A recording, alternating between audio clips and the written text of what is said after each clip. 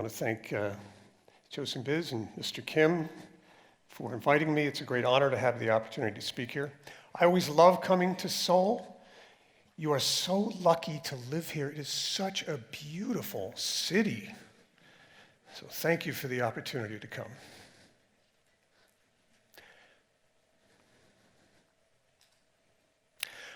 You know, over the past few years, rapid advances in machine learning have created a new subfield of artificial intelligence, as you've heard this morning, generative AI, or GAI, as I'll call it. Now, GAI systems produce novel text, images, music, and software by analyzing enormous collections of digitized material. The first wave of GAIs are primarily focused on engaging in natural language conversation. And these, of course, are called large language models, or LLMs. They already exhibit astonishing proficiency on a wide variety of tasks with really superhuman performance.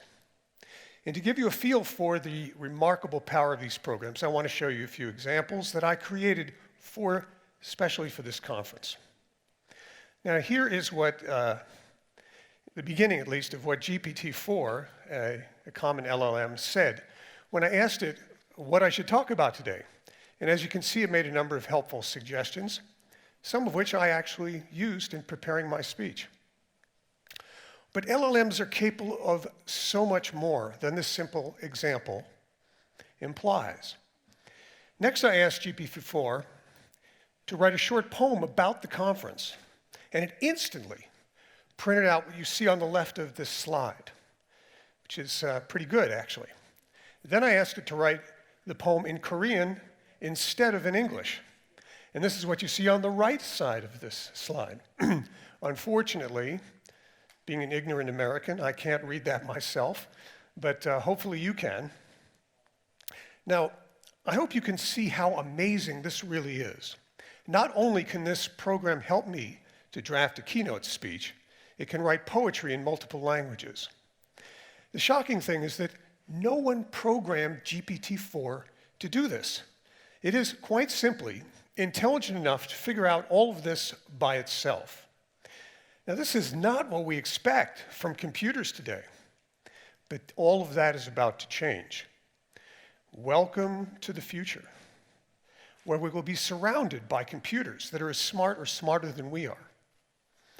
Now, this is just a taste of how powerful generative AI is. LLMs can chat with users in plain language and solve a broad range of complex problems with ease. Soon they're going to provide expert medical care. They're going to dispense legal advice, draft our documents, tutor our children, offer advice, conduct therapy, translate between languages, write computer programs, and manage our organizations and our infrastructure, and a lot more. Now, a related class of GAIs could generate visual images from simple descriptions that are virtually indistinguishable from human artwork or even photographs. Now, this particular painting was created by a GAI named Midjourney, which I also used for many of the slides you're going to see, and it won a prestigious art contest. Still, other GAIs fabricate voices or compose music in the style of a given artist or musician. So, how does GAI accomplish these tasks? Now, to give you an idea, I'm going to give you a brief look under the hood of a large language model. LLMs are trained on enormous collections of text. Now, today, these collections are mostly scraped from the internet because it's cheap and it's easy to do this. The text is then used to train a special kind of artificial intelligence program called a transformer, which is a type of artificial neural network. Now, an artificial neural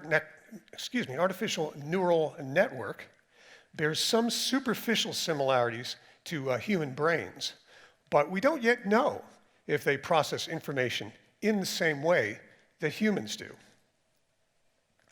Transformers compress their enormous training data sets into a compact neural network, but that network doesn't just represent the words, it represents the meaning of those words as expressed in a very clever form that I'm going to show you called an embedding, a word embedding. An embedding is basically an ordered list of thousands of numbers.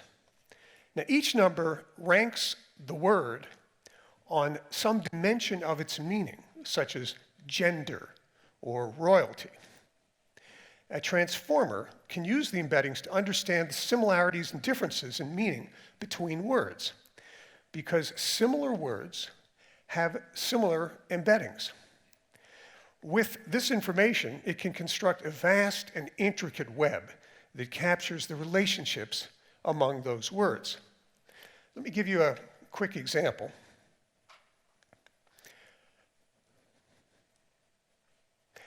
To give you a feel for how embeddings represent meaning, a famous example here is can convert an embedding for king minus man plus woman into an embedding very close to queen. So you start with the embedding for king, you subtract mathematically the embedding for man, then you add in the embedding for woman, and the result is an embedding that is mathematically very similar to the embedding for queen. But you might wonder, is defining a word by its relationship to other words a reasonable representation of meaning?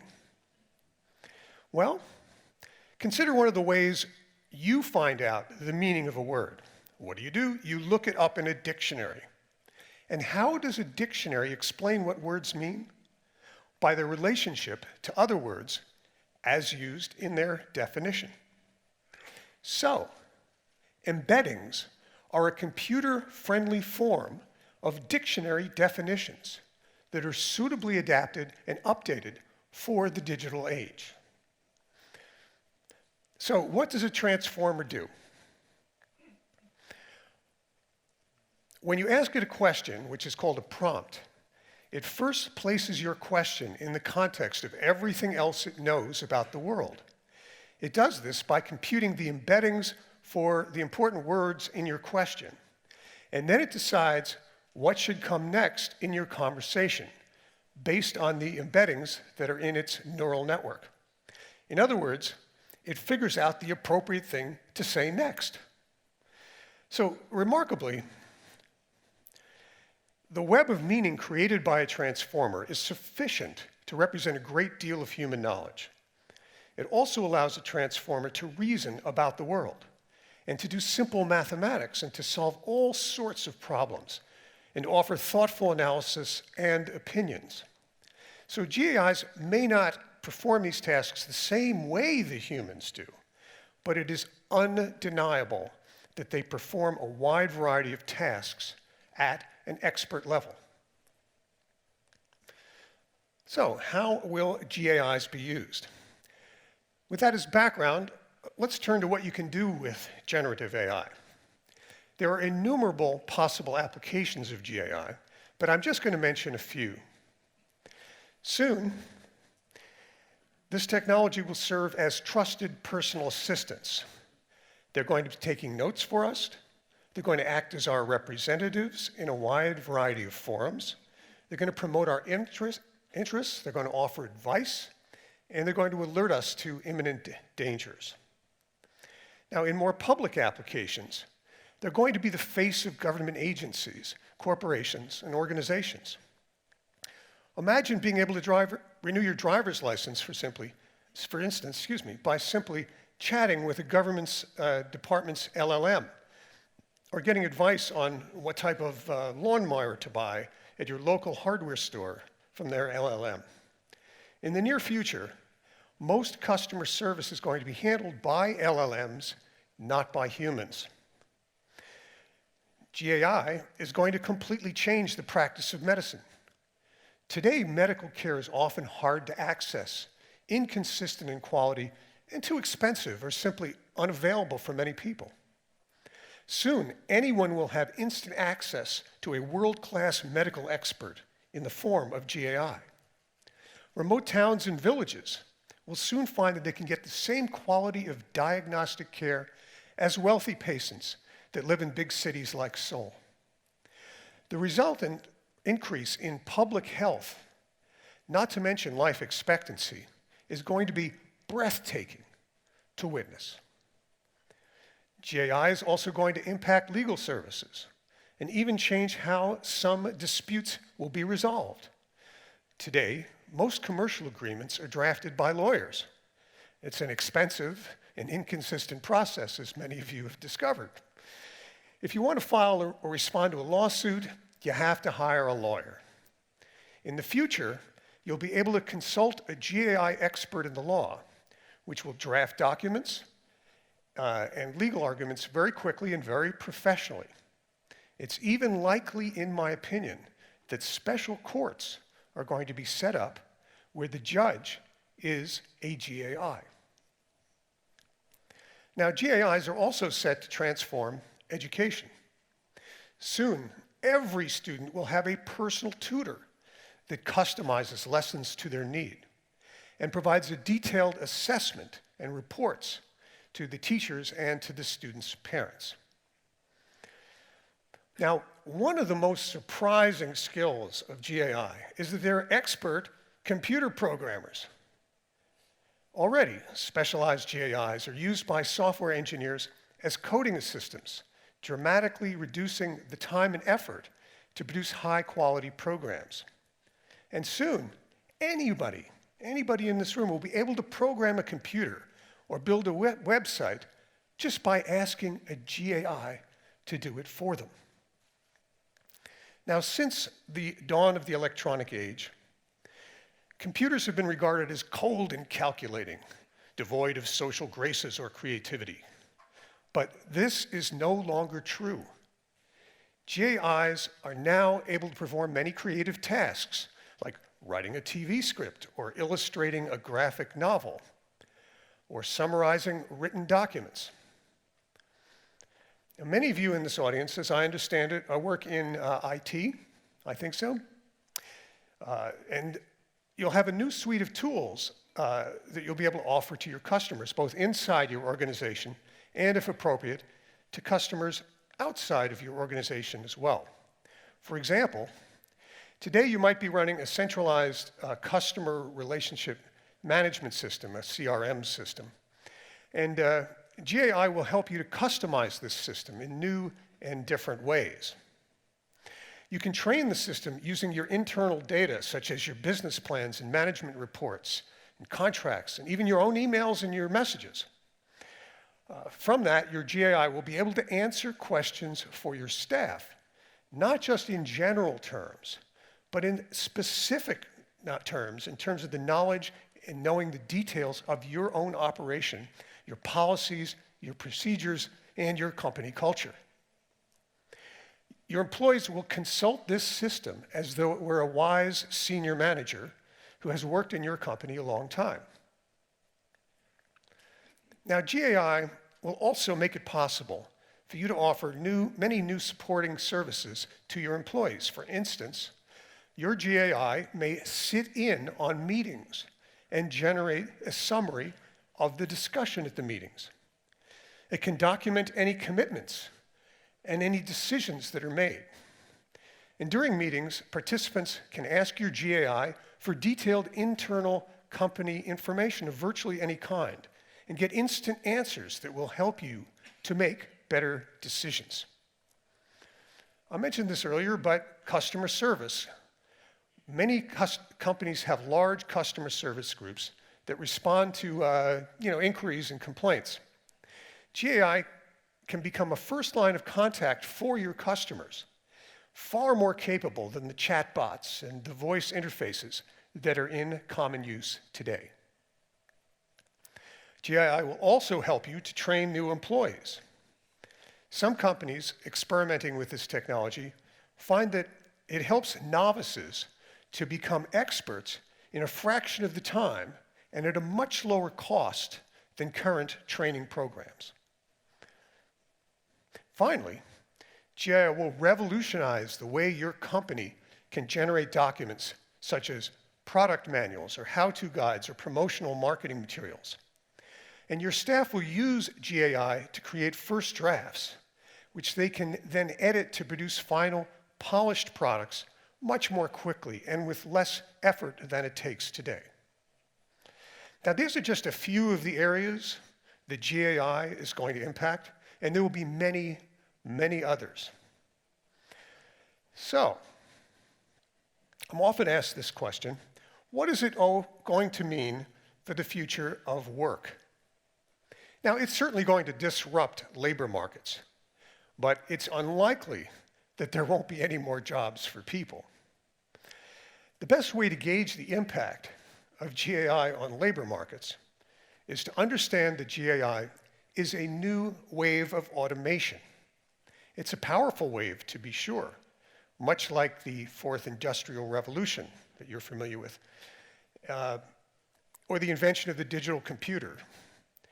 But economists that study the effects of automation have learned that it eliminates some jobs and it changes others, but it also creates new opportunities that pick up that slack. Previous waves of automation mostly affected blue-collar jobs, people who worked with their hands in factories and farms. What's new this time around is that GAI is just as good at white-collar jobs.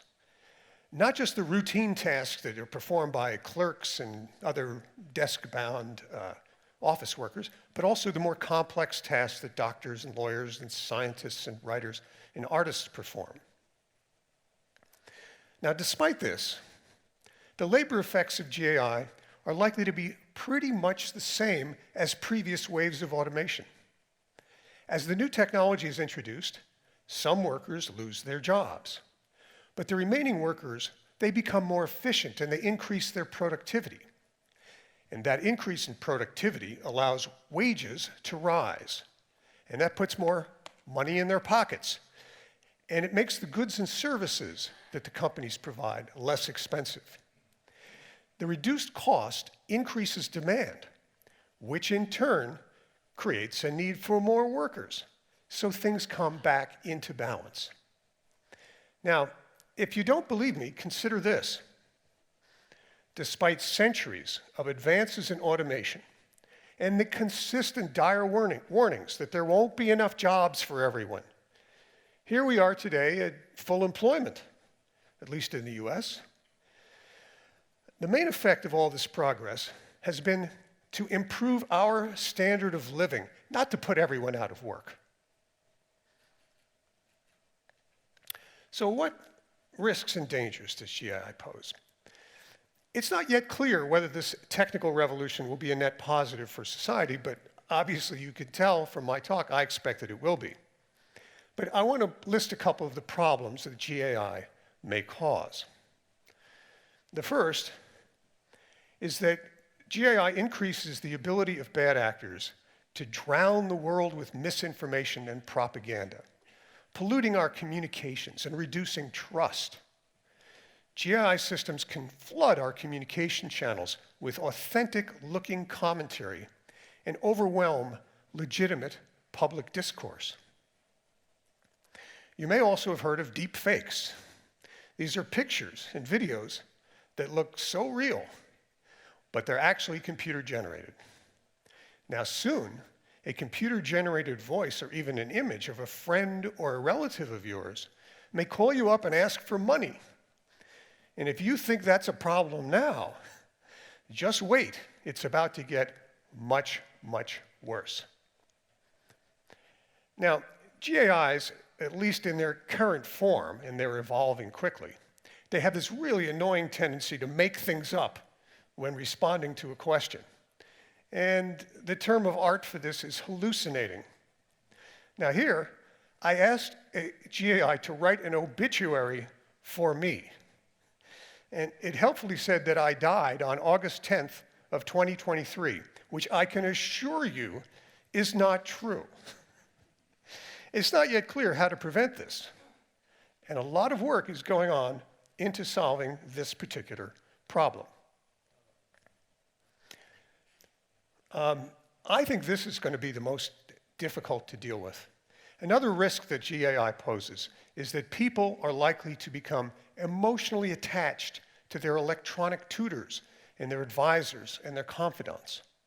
Today, as the expression in English, man's best friend may be the dog, but tomorrow, his or her closest companion will be a GAI-powered chatbot.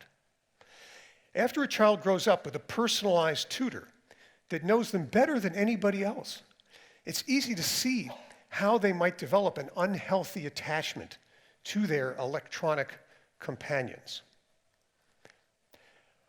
Now, one very real concern is that GAIs are going to be discriminatory against certain groups of people or exhibit other forms of bias. Now, this happens because these attitudes are already present in the training data. Such behavior has proven to be extremely difficult to detect and much less to eliminate before these systems are released for use. Another challenging problem is how to be sure that these GAIs act ethically. If they're programmed to pursue goals without respecting human values and social conventions, they're going to act in undesirable ways. A few quick examples. Should a self-driving car be allowed to sacrifice the life of 2 pedestrians to save the life of 1 occupant, assuming it's your car? You might say yes. If you send your robot to the store to buy you a cup of coffee, should it be permitted to cut in front of a line of people already waiting? That's not very polite. The thing is that people naturally moderate their goal-seeking behavior to consider the needs of others. But without proper training, GAIs may lack this distinctly human characteristic.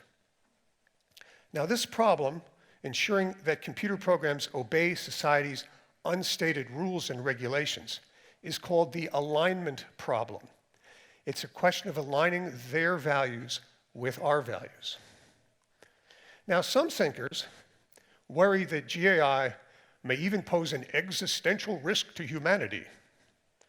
They worry that superintelligent machines will somehow decide that we're inferior to them and that we're enough of a nuisance they may decide to kill us all.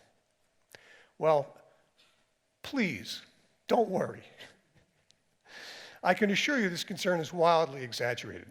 They are not coming for us because there is no they. Sure, we can build incredibly dangerous tools and we can unleash them on ourselves, but that will be our own doing, not something inevitable and something that is beyond our control. So I have an easy fix for that. Don't do it. Let's test and limit these systems before we release them, as we would with any product, and be sure to include an off switch. That's all you need. Trust me, it's not going to happen on its own. One last risk of GAI is that the economic benefits may ultimately accrue mainly to the already rich.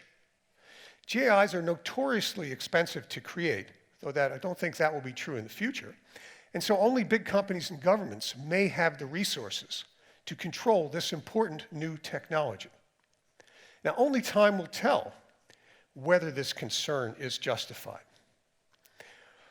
Okay, now, if your head is spinning, trying to digest all of this information, you may be wondering what a GAI is likely to mean for our future. What should we think about this new technology? Well, let me tell you how I think about it. Until now, humans were the only things we know of that exhibited general intelligence. But we need to accept the unpleasant and difficult fact that that is no longer true. GAIs are computer programs, but there's no doubt that the truth is they're as intelligent as we are, and perhaps more so. Now, but this doesn't mean we've created some new form of life. GAIs don't have minds in the human sense. They don't harbor independent goals and desires. They don't have prejudices and aspirations. They don't have emotions and sensations. These are uniquely human characteristics. GAIs aren't going to go out and buy up all of the best beachfront property and to drink our fine wine and to marry our children. We don't have to worry about that. Let me propose a different way to think about it. They are best understood as a way to mine actionable insights from the accumulated wisdom and experience of mankind as reflected in this trail of electronic debris that we seem to leave behind. When an LLM exhibits what appears to us to be human capabilities, it's actually just reflecting the knowledge that's encoded in these electronic footprints that we've been leaving on a vast digital plane for the past few decades.